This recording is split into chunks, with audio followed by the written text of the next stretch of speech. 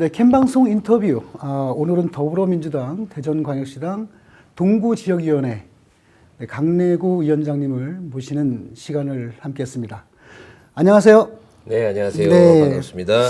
위원장님 참 오랜만에 뵙는 것 같습니다. 네. 네, 어떻게 지내셨어요? 네. 우선 시청자 여러분께 인사 먼저 드리겠습니다. 더불어민주당 동구지역위원장 강내구입니다. 시청자 여러분 반갑습니다. 그동안 저는 정치인으로서 많은 시간을 보낸 것 같습니다. 2017년부터 선거가 계속해서 있었습니다. 2017년, 18년 동안 아시겠지만은 촛불 전국을 인해서 대통령이 갑자기 탄핵되고 그리고 대통령 선거가 치러졌는데요. 제가 문재인 대통령 후보의 정무특보로서 그리고 총괄본부의 총괄기획단장으로서 그리고 대전시 선거를 총괄하는 공동위원장으로서 전국을 돌면서 승리에 기여를 하기도 했습니다. 그리고 다 아시겠지만 2018년도에는 또 지방선거가 있었습니다. 2018년 6월까지 저희 지방선거 대전시장을 만들어냈고 또 동구청장 그리고 시구위원들을 만들어내는 선거에 일조를 했고 최대의 승리를 거뒀다고 생각합니다. 또 한편으로는 저희 당 대표 선거도 있었습니다. 열심히 했습니다. 네, 이번에 동구지역위원회 위원장님으로 재선임이 되었어요. 네. 네, 좀 시간이 지났습니다만 다시 한번 축하드리고요. 감사합니다. 여러 가지 뭐 어려운 부분이 있었습니다만 네. 재신임이 되었을 때 나름대로 이제 감회가 굉장히 새로우셨을 텐데 네네네. 특별히 뭐 하실 말씀이 좀 있으세요? 우선 제가 이번에 세 번째 도전을 할 수 있게끔 또 기회를 만들어 주시고 또 재선임하게 해준 우리 민주당에게 감사를 드립니다. 아마 제가 이렇게 재선임된 가장 큰 이유는 첫 번째 문재인 대통령을 만드는데 가장 큰 기여를 한 공을 인정을 받은 것 같고요. 두 번째는 제 민선 7기 지방정부를 만드는데도 가장 큰 공로를 인정하지 않았나 생각을 합니다. 다만 선거의 두 번의 낙선에 대한 평가도 물론 아울러 진행됐으리라고 생각합니다. 이제 다시 초심으로 돌아갑니다.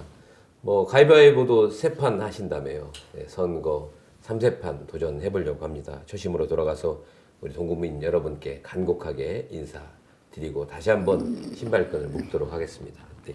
네. 동구의 지역위원장으로서 여러 가지 뭐 구상을 좀 하시고 계신 것도 있으실 테고 네. 당장 내년 4월이면 또 총선이 있습니다. 네. 아무래도 고민이 더 많으실 거라고 생각이 듭니다. 지역위원장으로서 동구의 핵심 현안 네. 많은 뭐 생각을 했겠습니다만 그 현안과 그리고 그 현안을 어떻게 해결을 해 나가시려고 네, 생각하고 네, 계시는지 좀 알고 싶거든요. 동구는 대전의 모태 도시입니다. 그렇지만 머릿속에 가장 먼저 떠오르는 것이 조금 낙후되어 있지 않냐. 그리고 동서격차가 좀 많지 않는가. 그리고 교육격차도 있지 않나. 이렇게 많은 분들이 생각을 하고 계시는 것 같습니다. 저는 투 트랙이라고 생각합니다. 하나는 SOC 사업을 좀 해서 개발을 좀 강화하고 두 번째는 문화도시로서의 모태도시이기 때문에 그 승계 작업도 같이 해야 된다고 생각합니다.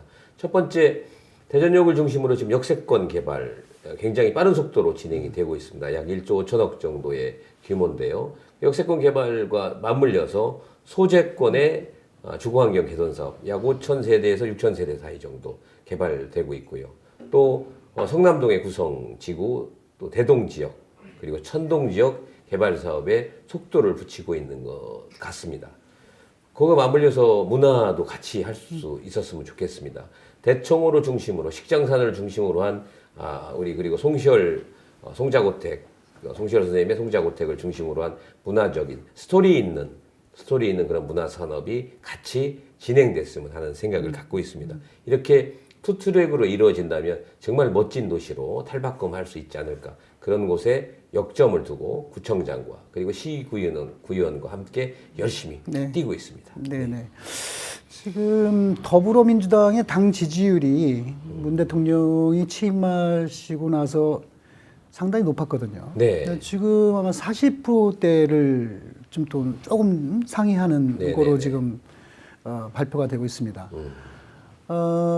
처음보다 이렇게 지지율이 좀 떨어지는 이유가 경제의 문제가 좀 네, 크지 네, 않느냐. 네, 맞습니다. 좀 동의합니다. 네. 경제가 좀 어려운 상황이라서 그 부분에 대해서는 어떻게 생각하고 계시는지 좀 알고 싶습니다.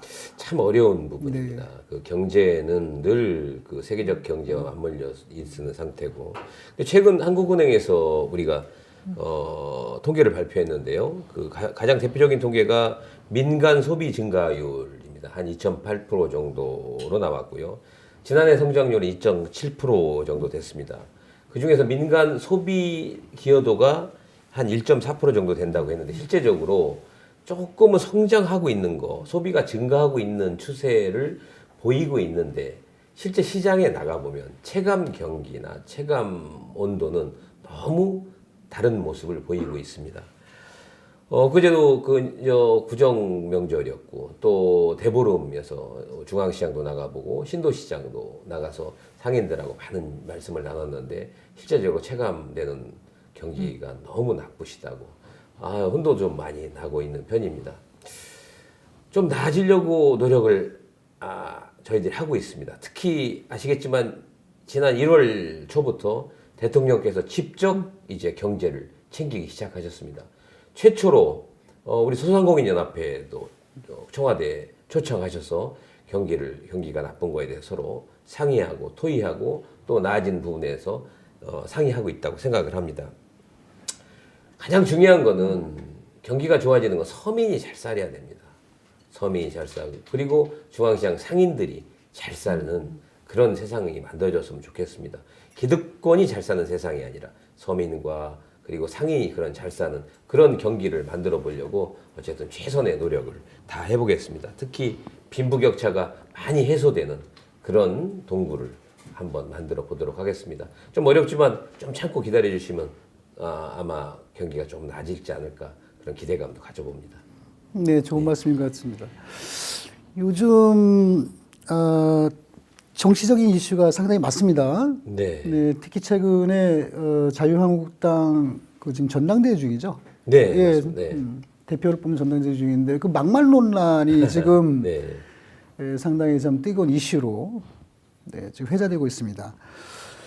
같이 정치를 하시는 분의 입장으로서 그 5.18 망언 논란, 네. 또 대한민국 최고 지도자에 대한 막말 논란, 네. 그런 부분에 대해서 어떻게 생각하시는지 한번 여쭤보고 싶고요. 네. 그리고 이제 일주일 정도 남았네요. 북미 네, 이제 정상회담이 중요하죠. 베트남 하노이에서 이제 열리게 됩니다. 네. 이 부분에 대해서 물론 이제 국제적인 문제이긴 하나 동북아가 상당히 좀 굉장히 스피드한 방향으로 지금 정세가 급변하고 있는 상황인데 네. 그런 부분에서 나름대로 견해가 있으시면 좀 말씀해 주시면 감사하겠습니다. 정치 지도자들이 특히 국회의원들이 그 역사적 부정을 한다는 것은 정말 있어서는 안 되는 문제입니다. 더군다나 5.18 망언은 반역사적 행위입니다. 그 잘 아시지만 보수 논객이기도 하고 장관이셨던 윤여준 장관께서 얼마 전에 그런 말씀을 하셨어요.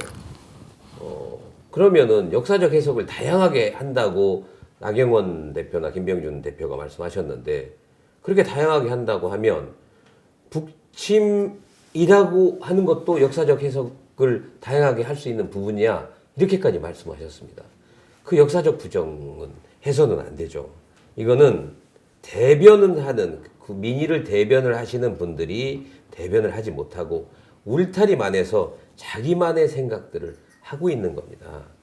정말 이게 이렇게까지 말씀하셔야 되는 건지에 대한 정말 의심이 들 정도입니다. 그리고 과연 이분들이 제1야당에 그리고 국민들이 뽑아준 국회의원들의 생각인지 의심을 안 할 수가 없습니다. 엊그제 자유한국당의 김준규인가요? 그 청년 최고위원이 그 또 막말 너무 심하게 했습니다. 진짜 역사관, 사상, 의심해 볼 수밖에 없는 그런 지경에 이르렀는데요. 정치는 가장 중요한 게 화합이고요. 그리고 역사를 자기 부정을 하면 안 된다고 생각합니다. 그리고 북미회담 아까 물어보셨는데요. 굉장히 중요합니다. 북미회담. 왜 평화로 가는 기차이기도 하기 때문입니다. 그제 클린턴 대통령은 또 이렇게 말씀하셨잖아요. 문재인 대통령은 정말 대한민국의 영웅이다 이렇게 칭찬할 정도로 아마 문재인 대통령이 그 러시아, 그다음에 중국, 미국, 일본의 그리고 중재자 역할을 잘 하고 계시다고 저는 믿고 있습니다. 그리고 미국과 일본 이런과 협력해서 동북아의 평화를 이끌어내고 있다고 생각합니다. 이번 회담이 성공적으로 끝나기를 기대합니다. 그래서 문재인 정부의 평화 통일에 대한 기대감과 그리고 남북 경협 그리고 아마 적폐청산의 탄력을 받을 수 있다고 저는 감히 생각해 봅니다. 네. 자, 오늘 바쁘신데 네. 귀한 시간 내주셔서 대단히 감사하고요. 마지막으로 동구민들한테 네. 하실 말씀 있으시면 이 기회를 빌어서 좀 부탁드리겠습니다. 사랑하고 존경하는 동구민 여러분, 강내구입니다. 저는 이제 다시 신발끈을 조여 매려 합니다. 저의 꿈은 국회를 바꾸는 것입니다. 국민들은 국회가 일하라고 정치를 바꿔달라고 명령하지만 현재 어떻습니까? 저는 국민과 동구민의 명령을 받들어서 국회에 가서 국회를 바꿔내고 국회에서 일을 하고 싶습니다. 꼭 정치를 바꿔내고 싶습니다. 그게 바로 동구민의 명령이기 때문입니다. 두 번째는 동구를 바꿔내고 싶습니다. 낙후된 그리고 모태도시로서의 그런 명성을 다시 한번 살려내고 싶습니다. 옛날에 그리웠던 우리 동구를 한번 만들어내고 싶습니다. 삶의 질을 높이고 싶습니다. 이런 계기로 대전역에서 출발해서 평양을 거쳐 북경까지 약 4시간, 5시간이면 KTX를 타고 갈 수가 있답니다. 그리고 유럽까지 달려가고 싶습니다. 대전역에서 평화의 기차를 우리 동구민 여러분과 함께 탑승해서 달려가고 싶습니다. 감사합니다. 더 열심히 하겠습니다. 네, 감사합니다. 오늘은 더불어민주당 대전광역시당 동구지역위원회 강내구 위원장님을 모시고 함께하는 시간을 가졌습니다. 대단히 감사합니다. 네, 고맙습니다. 네.